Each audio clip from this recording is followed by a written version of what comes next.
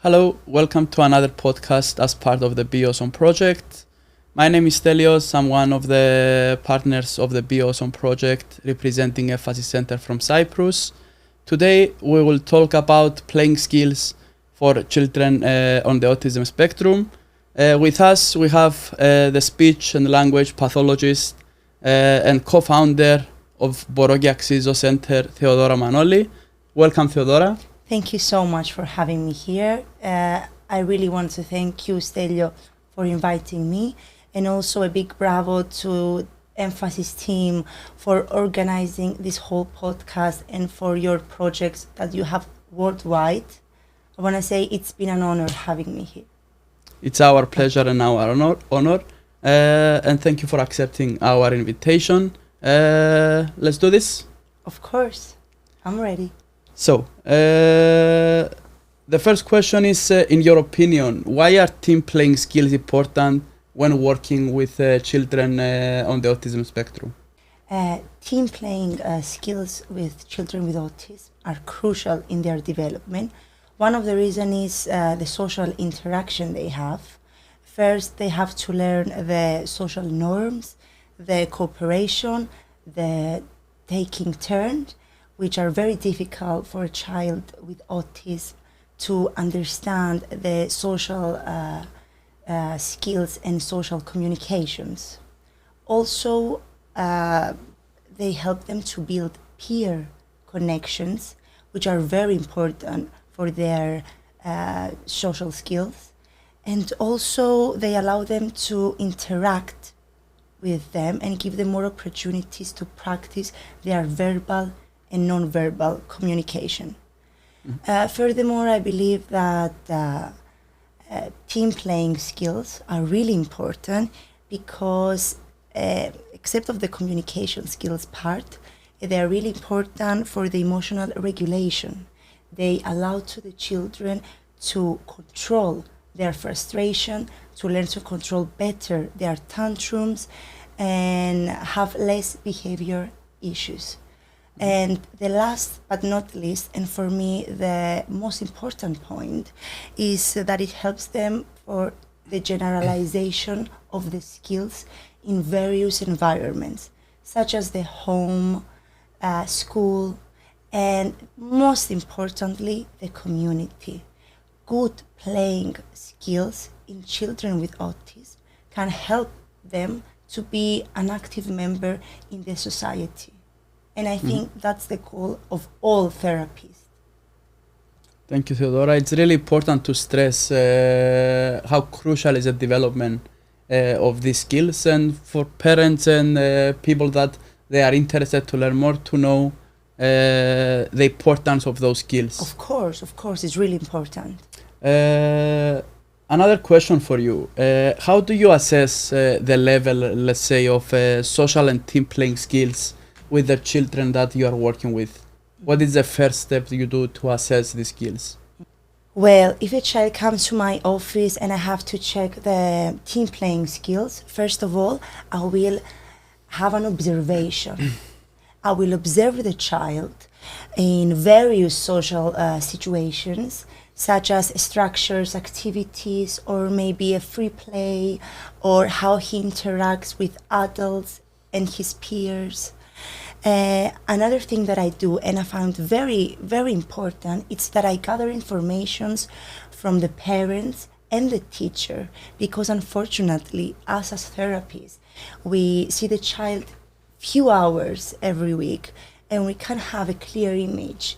And having those informations help us to develop a better perspective for the children and have a clearer image, as I said before.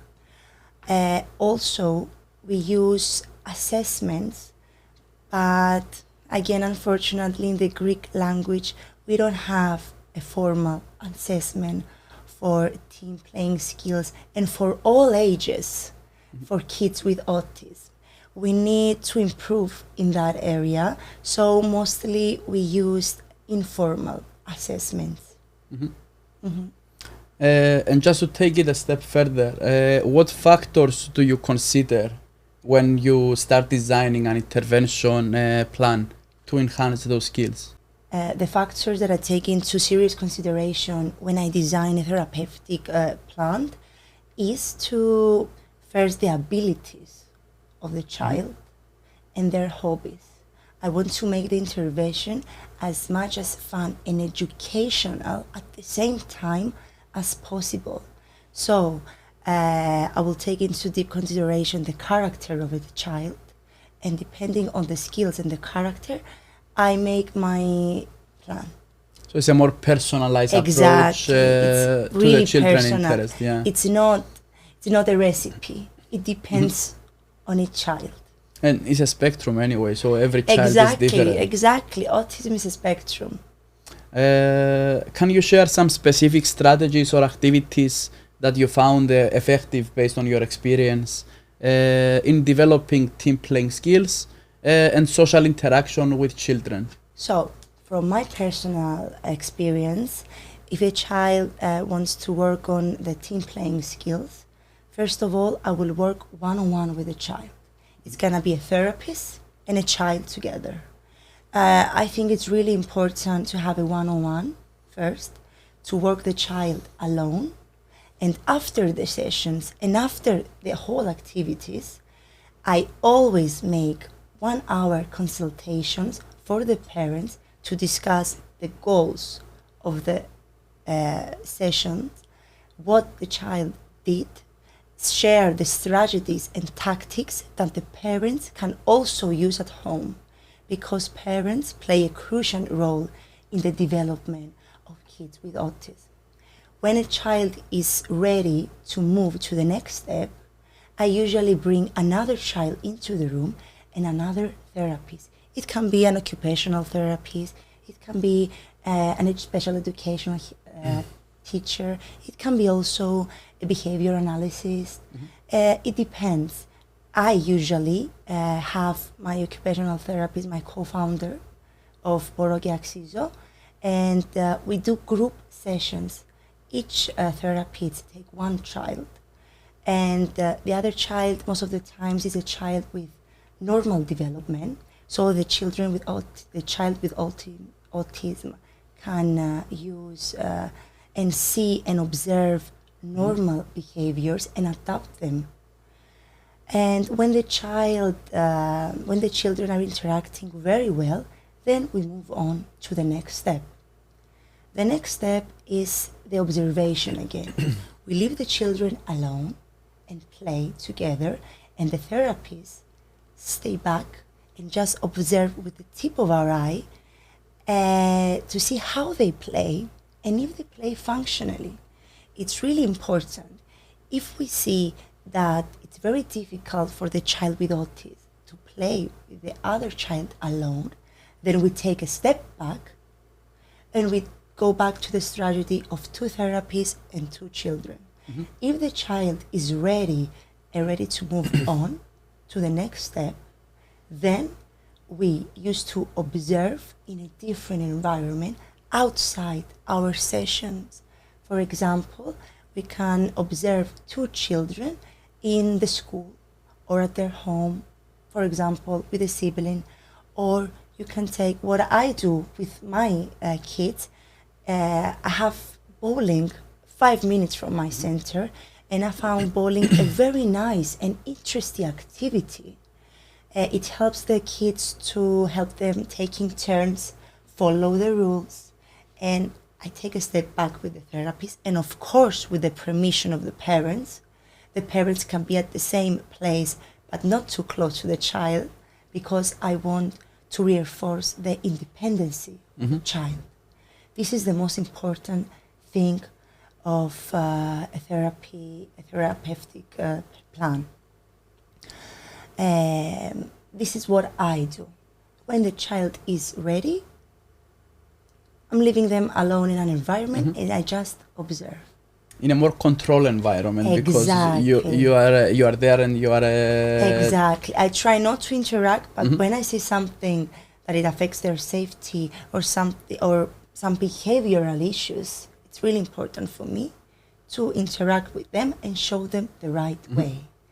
But you can do this only if the child doesn't have any behavioral issues, and you see that he can work with other children.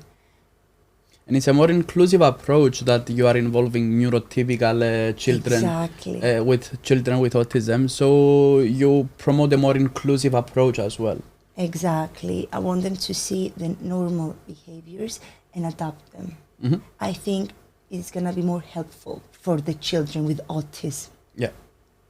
And just to summarize, so you are following, let's say, a step-by-step approach. You are starting Exactly. with a basic and one-to-one, and as you develop along, you introduce other factors in the intervention. Every professional can use their own way. I found that way, and it really works for the children. I saw very quick results, and I'm really happy with that approach. So I'm continuing with that approach. But if you ask another therapist, there are many ways you can do this. I mean, it's not, like I said before, one recipe. And last but not least, I think we already covered this topic. What is the role of the parents and caregivers in this process of developing the team playing skills for children with autism? Oh my God, it's very crucial. It's very important. The parents, the caregivers' role. They're the main factor that will help those children develop social skills and all the skills. I think parents, they have to be involved in therapies because they need to be on the same page with the therapist. It's really, really, really important for the child to follow one way, one strategy, so we don't confuse the child. I really think that parents and caregivers and teachers are really important. But the mistake that all therapists, or most therapists do, is that we are so focused on the child that most of the times we forgot about the parents as individuals.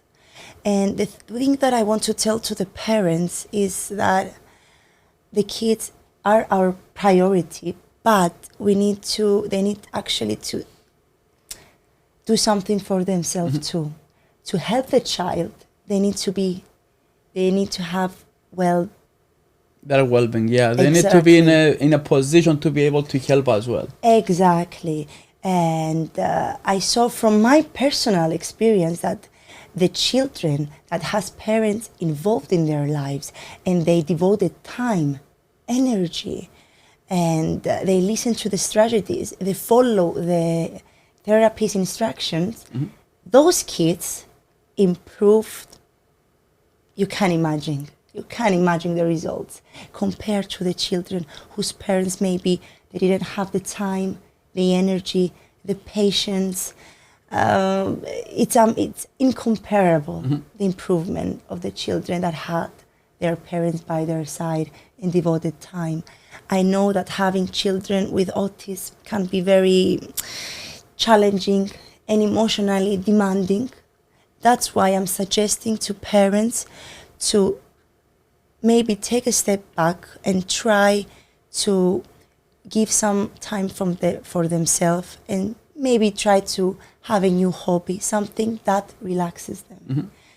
For example, for some it works yoga, gym, some of them learning a new skill, for some of them reading a book, listening to music. It's really important for the parents to be okay and to accept also the fact that my child has autism. If a parent can't accept that fact, they can't help the child, unfortunately. When they accept it and they are ready, the child will have a major improvement. And I saw it from my personal experience. It's really important. And as you said, a holistic approach is required. Exactly, a collaborative approach, a holistic support system. Because the professionals themselves, they can't make miracles. So exactly, we just see the support. kid for a few hours. We can't make miracles. Parents they have so much time with those kids, and it's a pity that some therapists just don't include them in the therapy sessions, or they take time for counseling, because counseling is really important. It's the most important step for children to have big improvement and to help them. Thank you, Theodora. It's been a pleasure. It's my pleasure. Thank you for inviting me here. It's been an honor. And bravo again to Emphasis Center for all your hard work. I've been watching you through the internet and through your website. All day you post new programs and new activities. I can't keep up, really. You're amazing. And please continue what you're doing. Thank you for offering us the chance to speak about this subject. Thank you so much for the invitation. It's been an honor. The pleasure is ours, and thank you everyone for watching this. Bye-bye.